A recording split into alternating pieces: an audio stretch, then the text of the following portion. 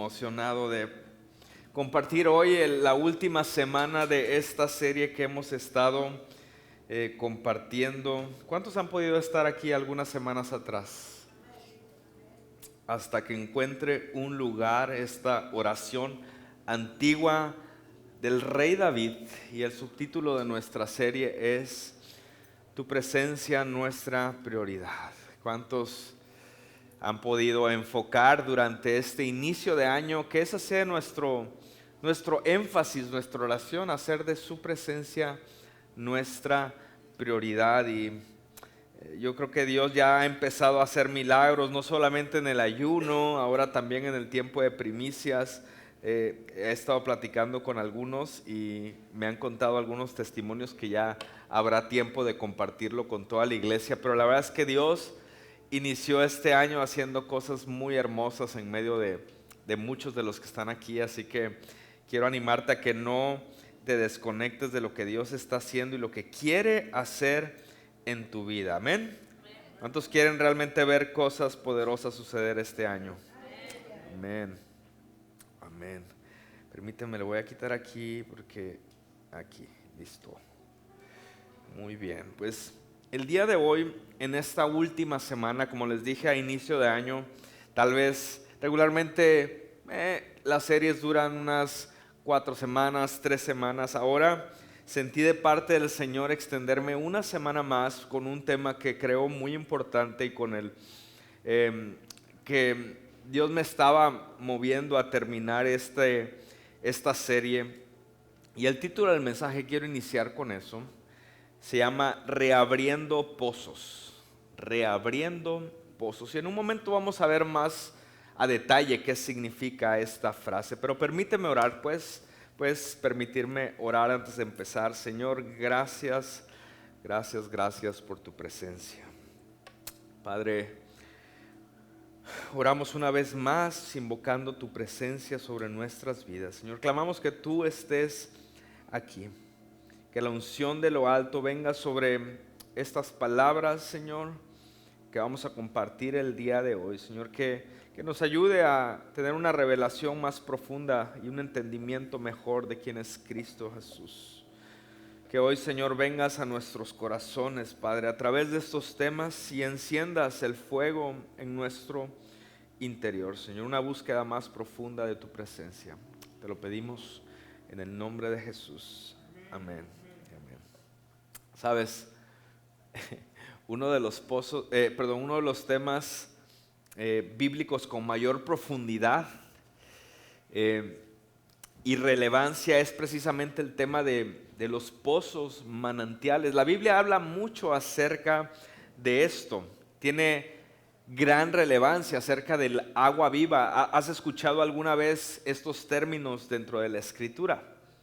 Pozos, manantiales, aguas vivas, todo aquello que la Biblia enseña que fluye de nuestro interior por medio del Espíritu Santo. Y en la historia de la humanidad, no solamente podemos ver que los pueblos iban asentándose en base a ¿qué? Recordarás por ahí la clase de historia, sociología. Regularmente lo que tenían que encontrar estos pueblos eran ríos, lugares donde hubiera agua, obvio, donde pudieran también sembrar, pero el agua era vital. De hecho, la mayoría de las ciudades, realmente todas en la historia de la civilización, se han desarrollado a través de lugares donde está el agua. Mismo nuestra ciudad, ¿recordarán dónde se fundó? ¿Alguien recuerda?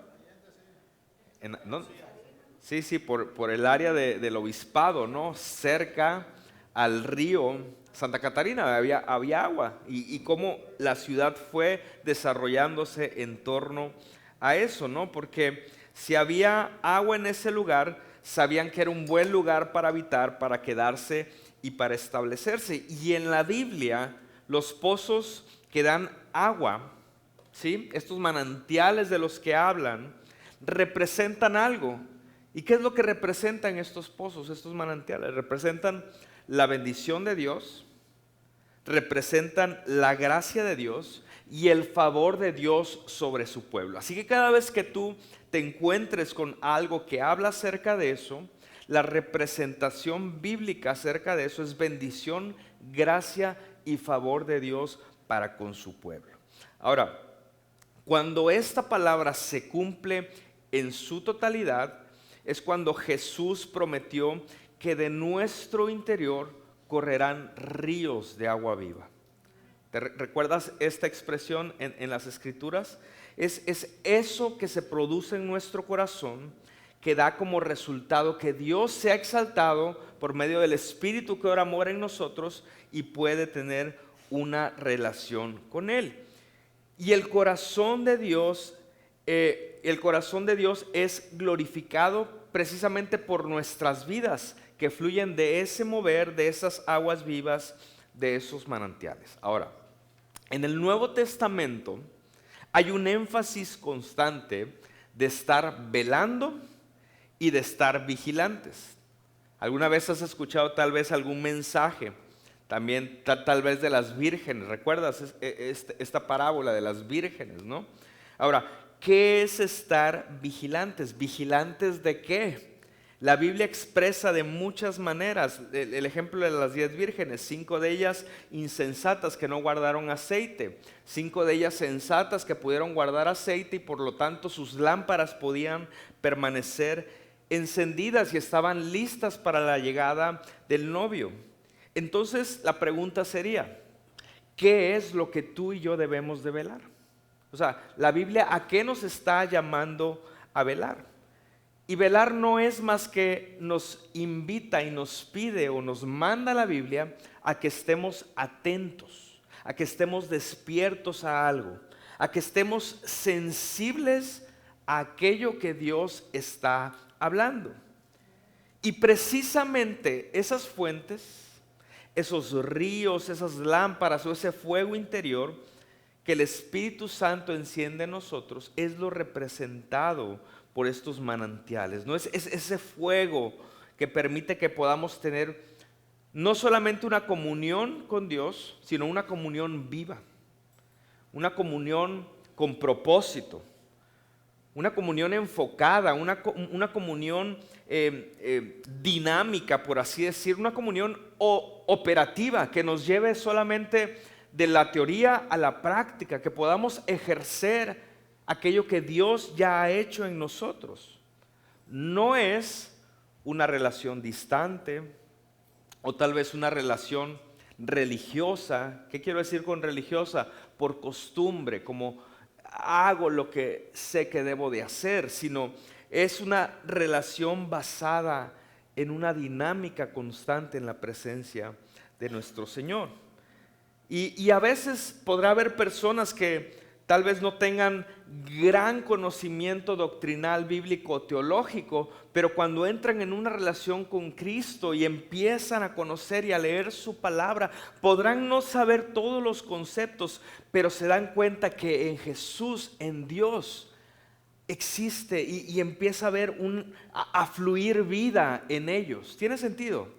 Y aunque no conozcan todo, saben que en Él encuentran esos manantiales, eso que produce esa satisfacción que otra cosa no puede producir. Empieza a venir bendición y gracia, y por eso han entendido que es importante buscarlo constantemente. Entonces, la Escritura nos da muchos ejemplos de estos. Uno de ellos quiero compartirte en Cantares 4:15, dice: tú eres fuente de huertos, pozo de aguas vivas y corrientes que fluyen del Líbano. Isaías 12:3 dice: con gozo sacarás agua de los manantiales de la salvación. Juan capítulo 4, cuando Jesús está hablando con la mujer samaritana, es esta escena que es muy trascendental en la Escritura. Fue la primera vez que Jesús le reveló a alguien que él era quien era, ¿no? Es algo trascendental en el ministerio de Jesús y después de que esta mujer estuvo va y ven con Jesús discutiendo acerca de quién era él, y esta mujer defendía su postura, su tradición, su identidad, y le dijo: tú eres judío, yo soy samaritana, no nos mezclamos unos con otros. Y de poner tantas excusas a Jesús, él le termina diciendo a esta mujer: el que beba del agua que yo les daré, dice que no tendrá sed jamás. Sabes, cuando Jesús habla de aguas, habla de algo profundo, de algo que está por debajo de la superficie. Habla de algo que está en el subsuelo. Nosotros muchas veces perdemos la noción en nuestra dinámica vida y mente moderna de la vitalidad y de la importancia que es el agua. ¿Por qué? Porque hoy en día, ¿qué es lo que hacemos para tener agua? Salvo en los años de sequía, que fueron hace 1 o 2 años. Todo el mundo andaba ahí preocupado y cuidando el agua, pero si no pasamos por eso, basta más que abrir una llave, comprar un garrafón o una botella en alguna tienda o supermercado. Pero en esta época, en el mundo antiguo, el agua significaba vida. Y no era tan fácil, y menos en el desierto, en esta área, poder extraer agua y este líquido vital. Por eso Jesús le dice que el agua que Él da se convertirá en una fuente que brota para vida eterna. Ahora, quiero recordarte algo. El deseo de Dios es que de tu interior fluya esa agua. El deseo de Dios es que de tu interior broten esos ríos de agua viva que sacien tu alma, y que también eso que va a producir en tu vida pueda ser disfrutable. ¿Sabes por quién? Por las personas que te rodean. Ese es el deseo de Dios para nuestras vidas. Pero quiero decirte algo: muchas veces en nuestra dinámica y en nuestra vida hacemos cosas que obstruyen ese fluir de nuestro interior.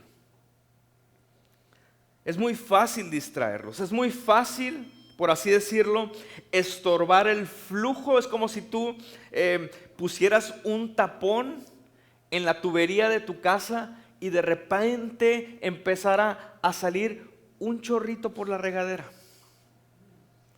¿Te ha pasado que no le hacen limpieza en una casa a una tubería por años y de repente se hace una bola de sarro? Y antes te bañabas con agua a toda la presión y de repente sale solo un chorrito. ¿Sabías que tú y yo podemos como tapar ese fluir que Dios quiere que tengamos en nuestras vidas? Ahora, ¿cómo lo hacemos? A veces son cosas externas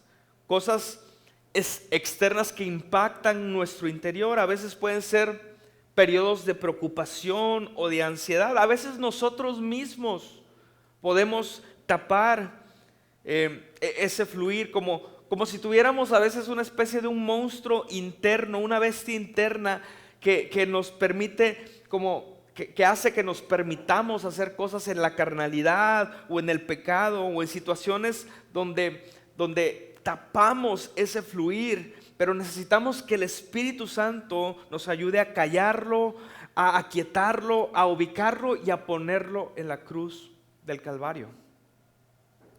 Ahora, disculpa que use estas palabras tan gráficas, tan fuertes, pero esas cosas en nuestra vida que vamos permitiendo son las que van tapando nuestros pozos, son las que van tapando el fluir de los manantiales que Jesús nos prometió, esas aguas vivas que Él quiere darnos.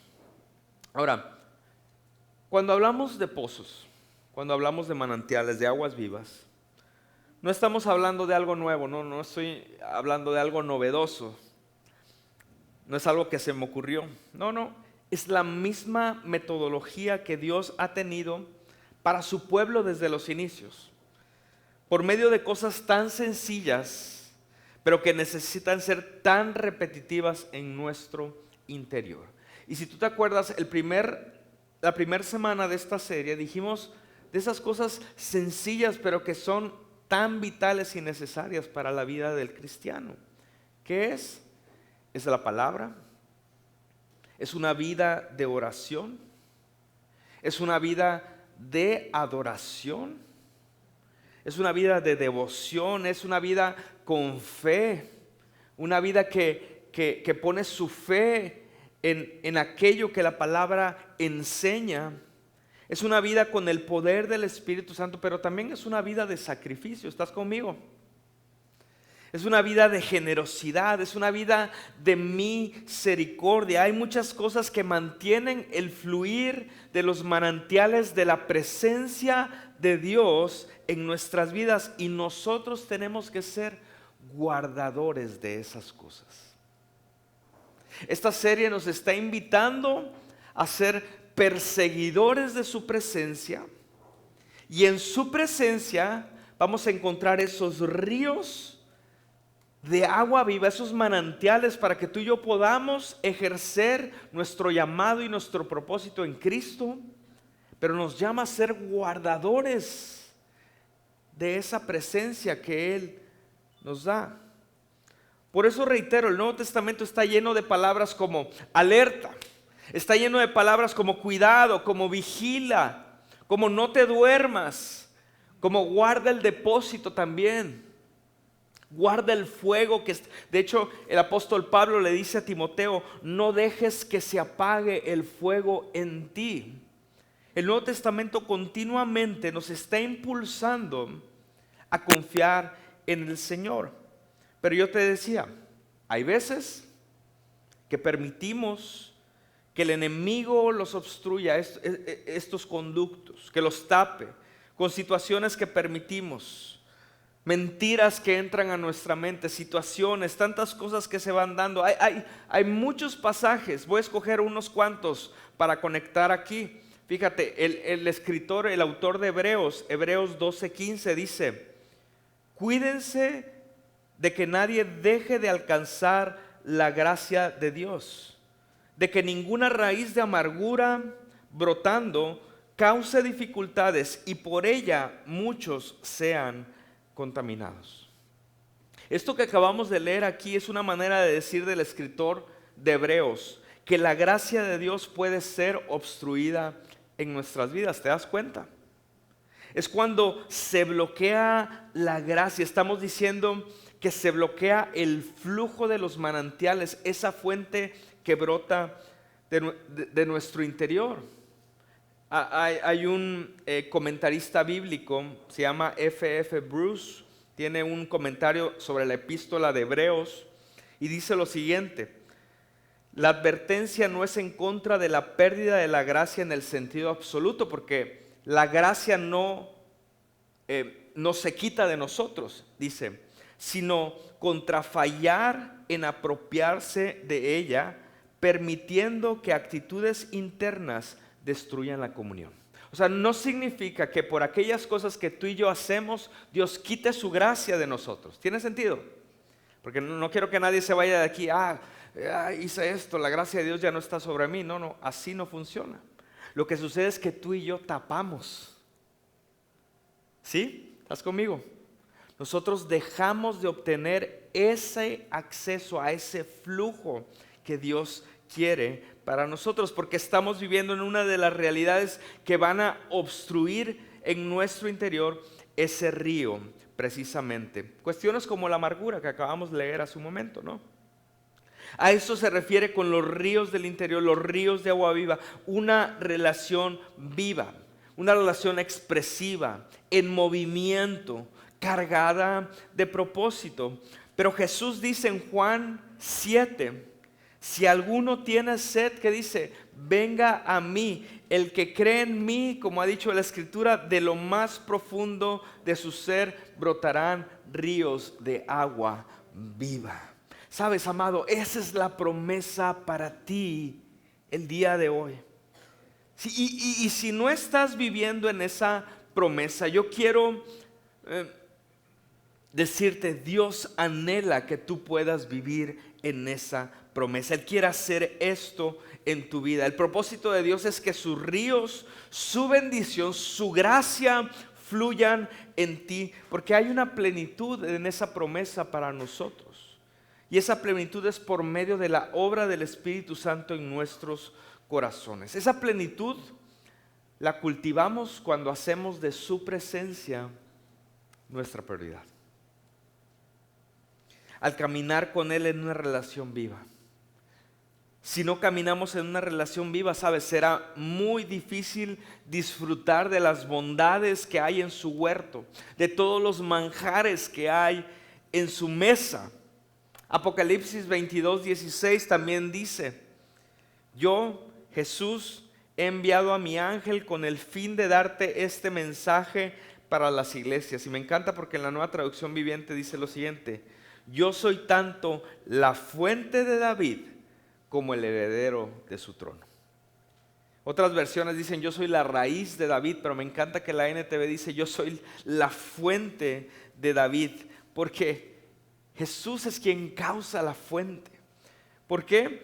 Porque David, el rey David, encontró algo en el Señor. El rey David fue uno de los buscadores de su presencia, emblemáticos, si podemos decirlo así, en la narrativa bíblica.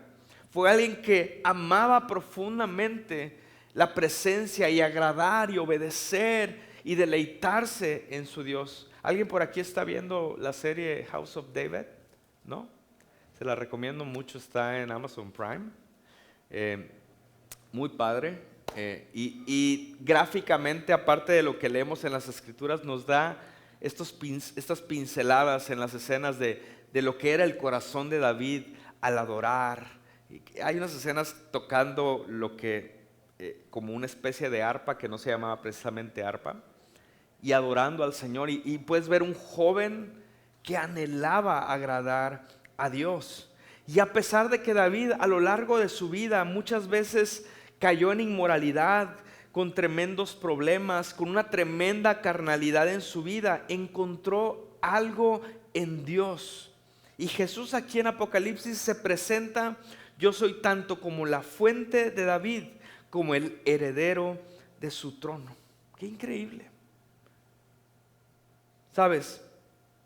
Quiero llevarte ahora a un pasaje que nos va a ayudar, y quiero dejarte algo, una enseñanza sobre cómo pueden verse pozos tapados en nuestra vida, pero también qué podemos hacer para que esos pozos sean destapados, y de esa manera cuidarnos de no taparlos, y también ver que si algo en nuestra vida está tapando ese fluir y ese manantial de Dios, tú y yo podamos destaparlo el día de hoy. Y quiero llevarte un pasaje en la vida de Isaac.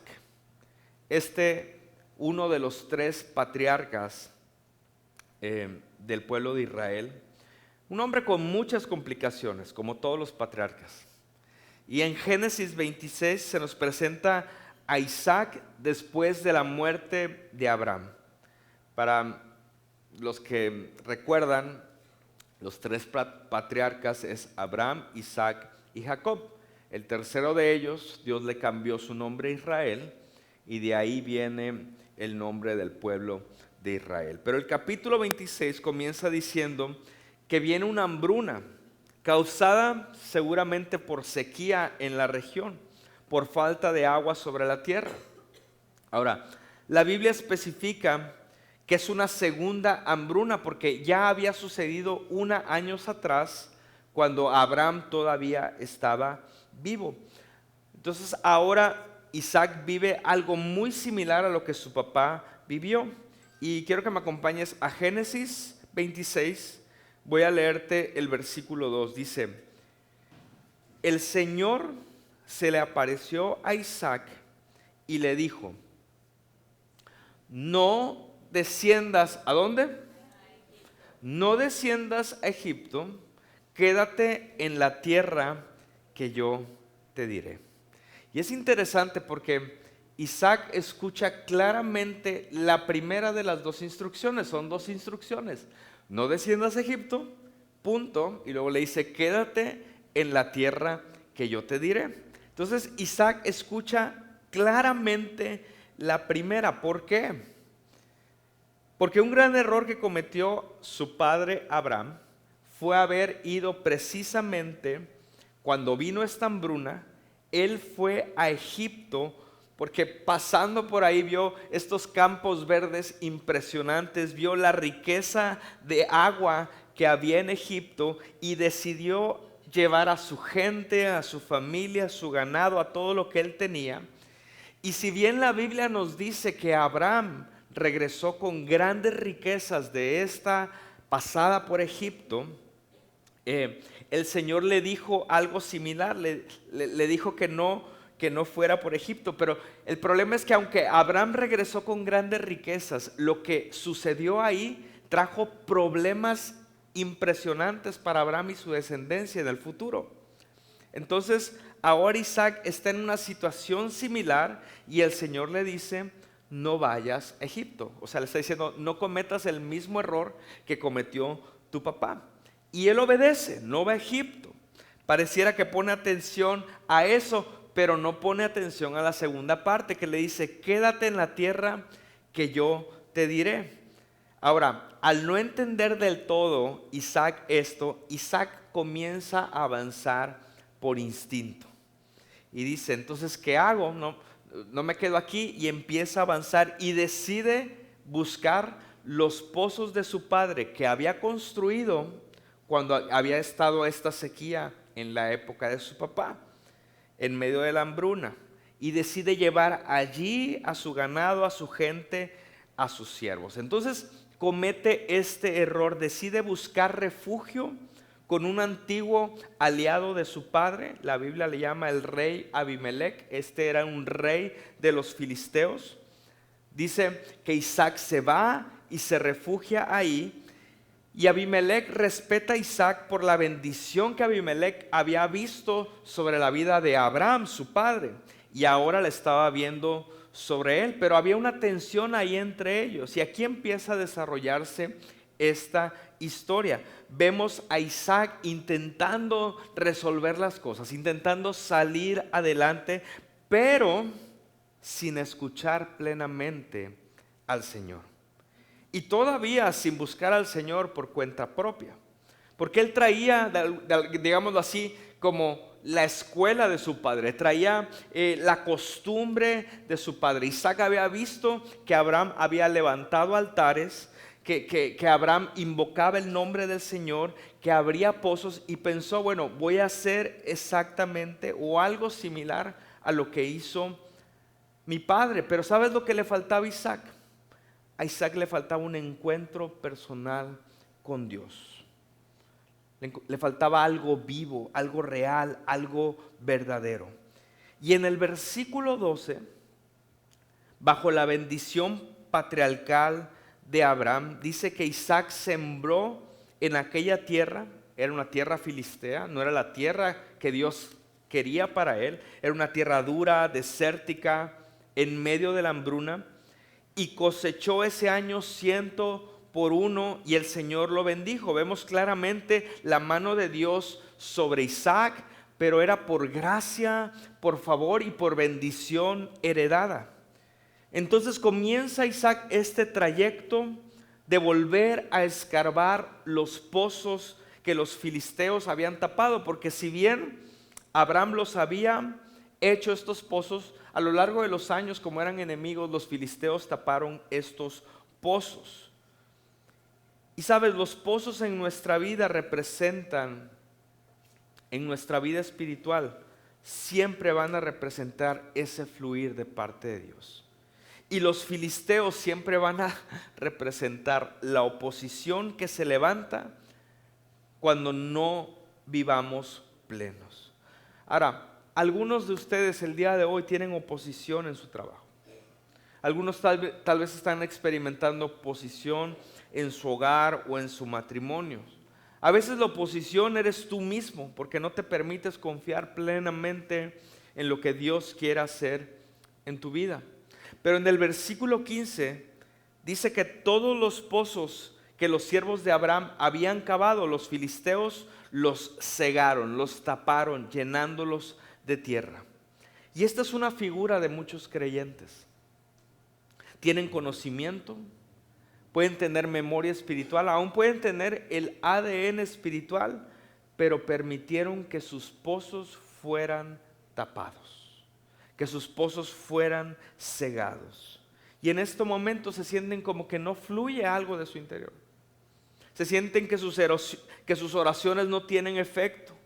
Viven en migajas en vez de vivir en lo profundo de la promesa. Isaac toma una decisión, dice, ahora me toca a mí, y empieza a cavar pozos.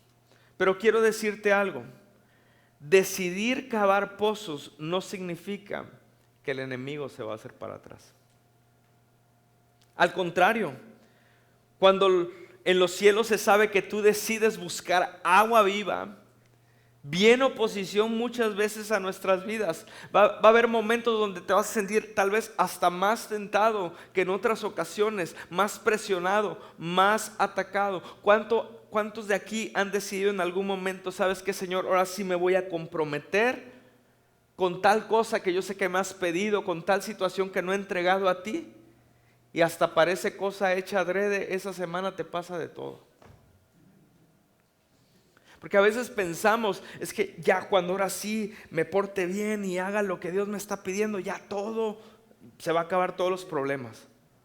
Pero muchas veces cuando tomamos decisiones trascendentales como estas, va a venir la adversidad.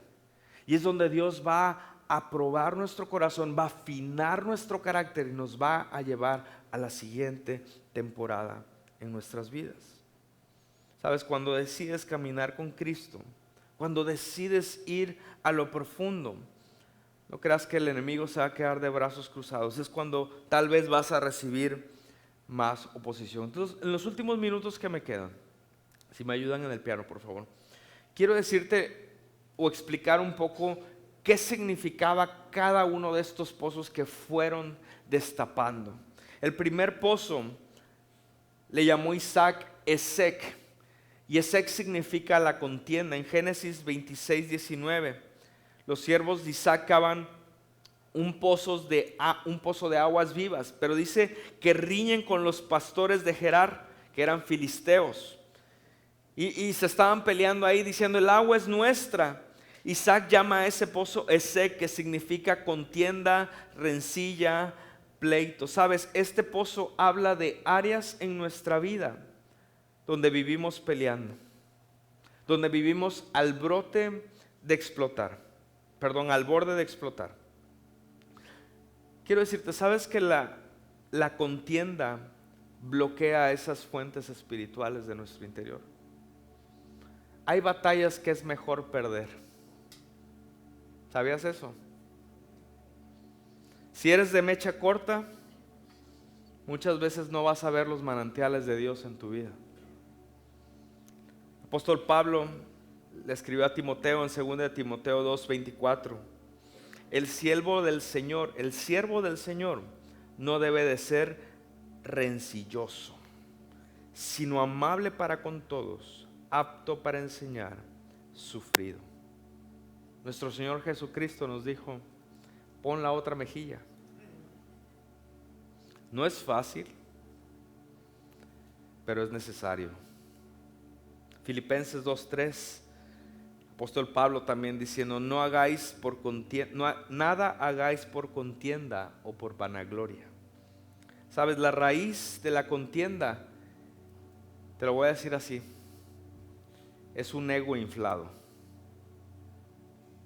El enemigo usa estas rencillas para estorbar en nuestras vidas ese fluir de Dios.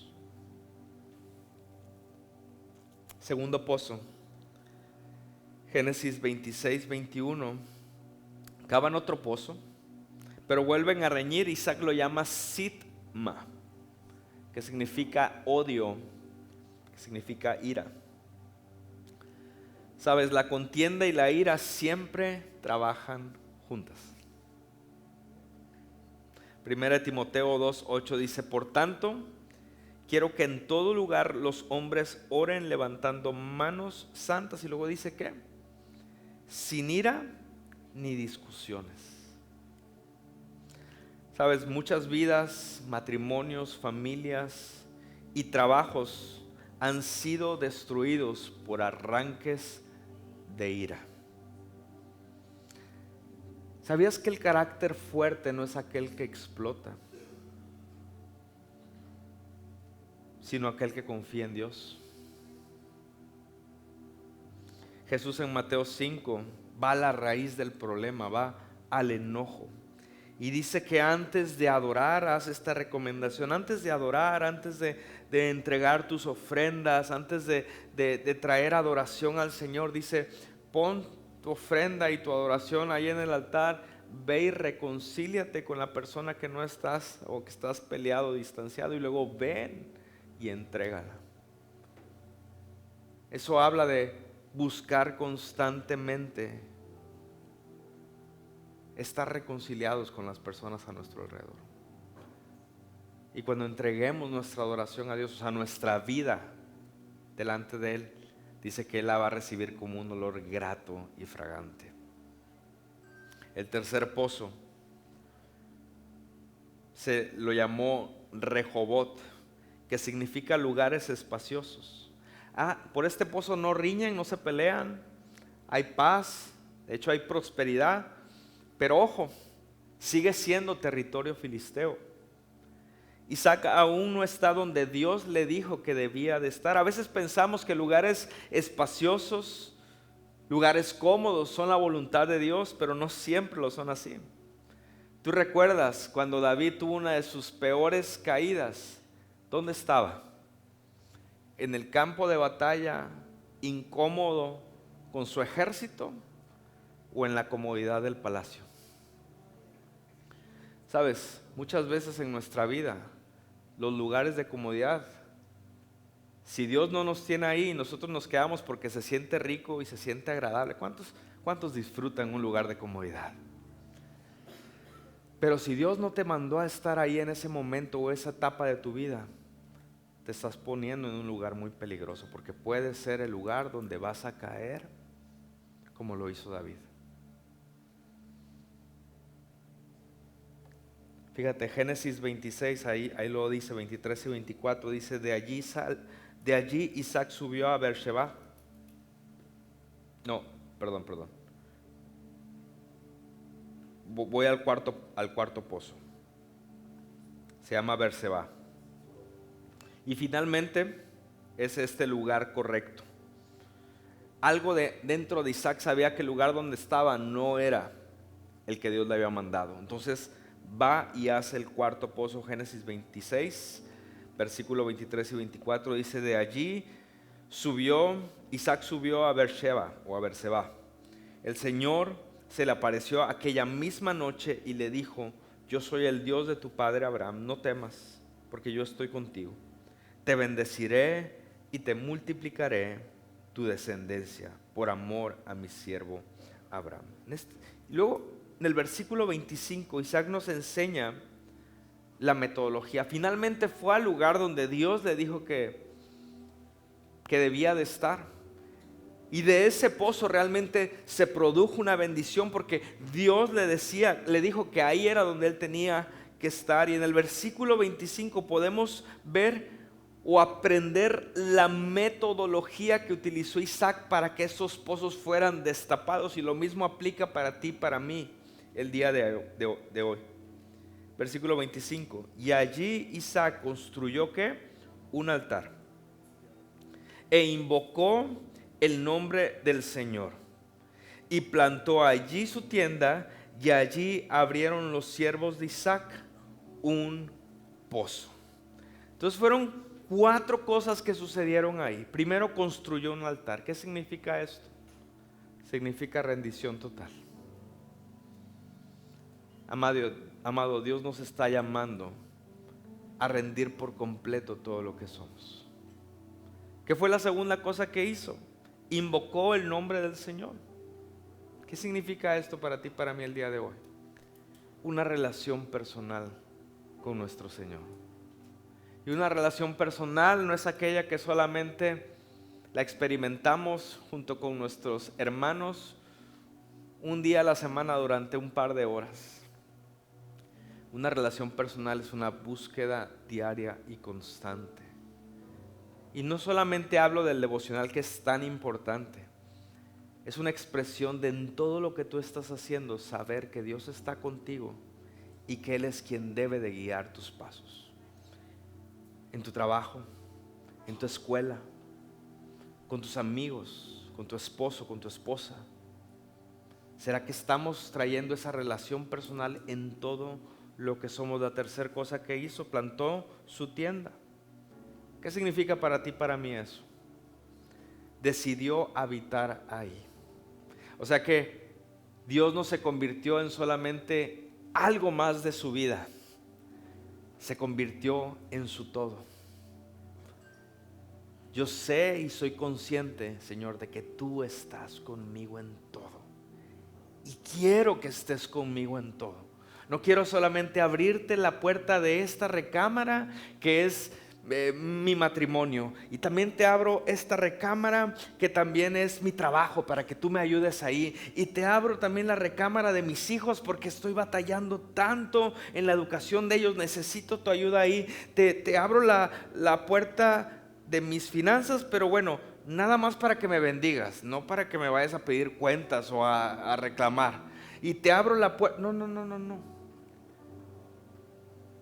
Decidió habitar ahí porque él entendió que mientras Dios repose sobre todo en su vida, va a poder experimentar esos ríos de agua viva que Jesús prometió. Y número 4, los siervos abrieron el pozo. Eso significa que con las 3 primeras cosas que hizo en la lista que está por ahí, en la cuarta, el fluir regresó. Entonces, altar, adoración, reconocimiento de su presencia, y el pozo fluye en nuestras vidas.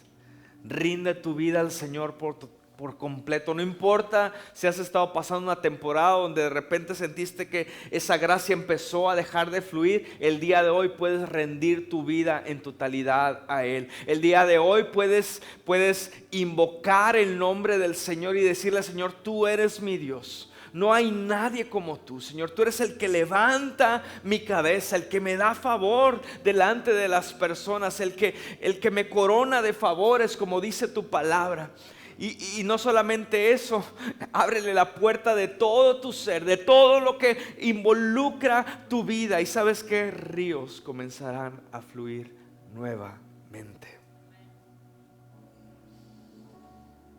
Amado, quiero hacer un llamado el día de hoy a todos aquellos cuyos pozos han sido tapados. Tal vez has estado por algún tiempo en esta tensión de contienda con alguien y tal vez hay falta de perdón en tu corazón el día de hoy. Mira, no es fácil.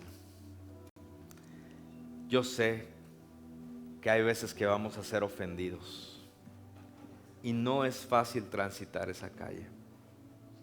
Hay veces que vamos a ser menospreciados y no es fácil transitar esa avenida, pero Dios quiere traer libertad a nosotros.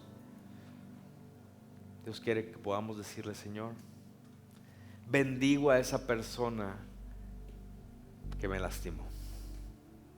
Bendigo a aquel que me cerró la puerta, que habló mal de mí.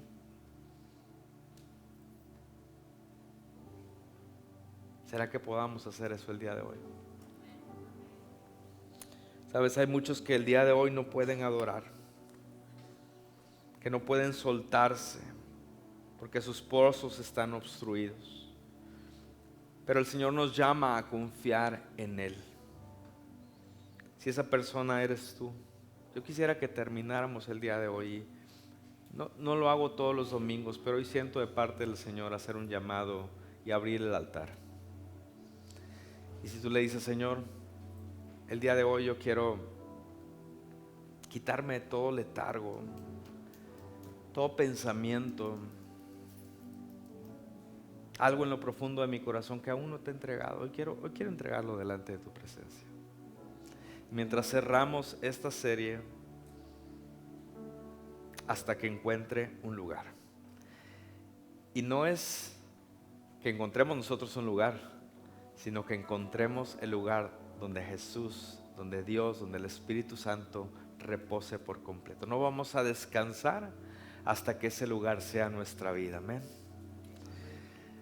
Si tú deseas eso de una manera profética, yo quiero animarte a que mientras estamos adorando, tú puedas pasar aquí al frente. Solamente cierras tus ojos, si quieres postrarte, si quieres levantar tus manos, pero le digas: Señor, hoy hago un compromiso contigo,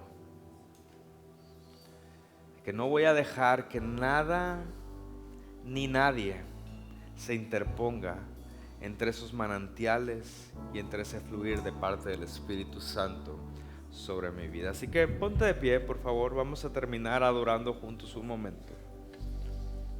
Mientras estamos adorando, ten la libertad y pasa aquí al frente, pasa al altar y permítele al Espíritu Santo que pueda ministrarte en esta mañana.